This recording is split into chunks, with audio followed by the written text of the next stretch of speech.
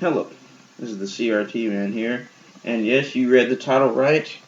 I'm going to show you the 1992 Macintosh PowerBook 180 laptop running System 7.5 network access.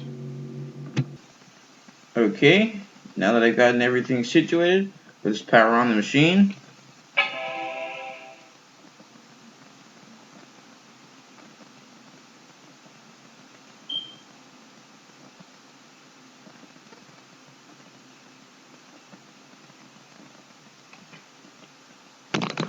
Okay, it wants the floppy disk like last time.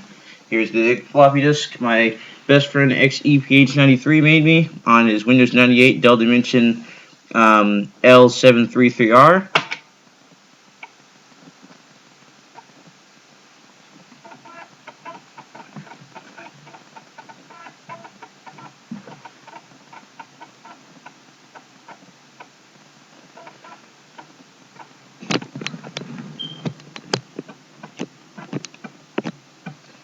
Lighting's kind of bad.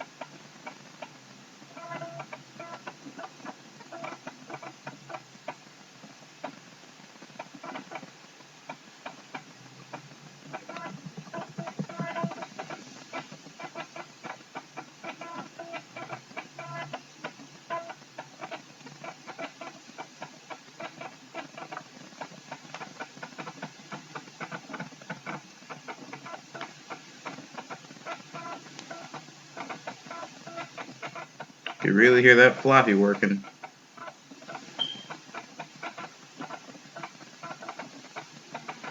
Alright, so there we go.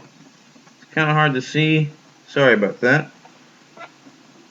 So yeah, here we have the network access floppy disk that was made for me by my best friend XEPH93 and was recommended by a very good YouTuber, DOSDude1.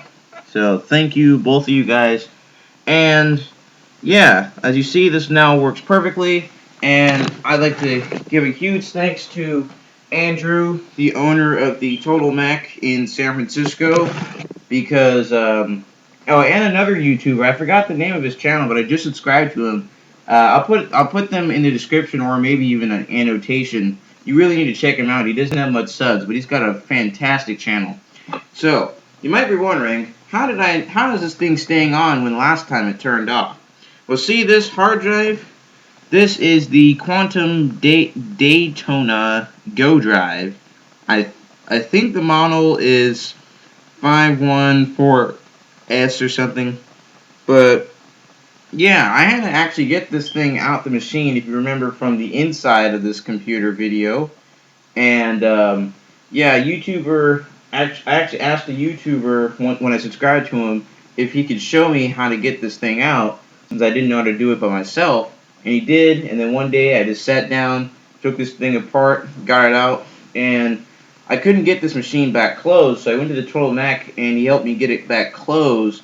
I got the ribbon cable on, but for some reason it just wouldn't snap all the way back on, and he was even stumped, so eventually we kind of got it to be 99% closed, so, and it still works, and he was right about the diagnosis of this hard drive turning off the machine, because the machine would randomly turn off itself by itself. So, yeah, here we got a brightness knob. Maybe turn down the brightness just so you can kind of see it better, I guess. Still looks kind of hard to see on camera. Man, that's a little bit too dark. Let's see about this. No, that makes it kind of negative. Oh, that looks a little bit better. yeah, it's got good brightness control. Maybe I'll dim down the lights again. It's really hard to see, I'm sorry, on camera. So yeah, the trackball does work. You can do this, moving around the mouse. It's really hard to see. I'm super sorry. Kind of wish I had a better camera, but I can only use what I use. I use what I have. So yeah, network access disk. It works. It's a little bit slow, but it still works. System folder. So yeah, Apple menu items.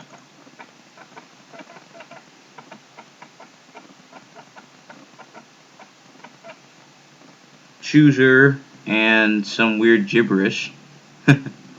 uh, Actually, if this trackball wasn't so jumpy, I think if I get a hard drive for this, I'll probably use the ADV mouse that I got for free from the Total Mac when he gave it to me on my 15th birthday. About this Macintosh, that was actually right before I made my YouTube channel. Let's see, it's got 14.3 megabytes of RAM. System software 7.5 NAD, copyright 1994.